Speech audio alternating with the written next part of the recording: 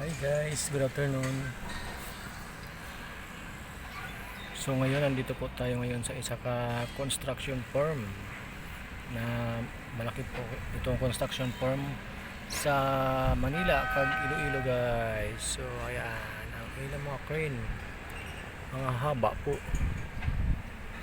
So yan, dalawa po ang ila crane dito. So ang ginagawa nila ngayon, malaking mall po ito sa Iloilo guys. This mall is in front of hospital sa Iloilo. Yan guys, kita nyo po, under construction po ito to 2025.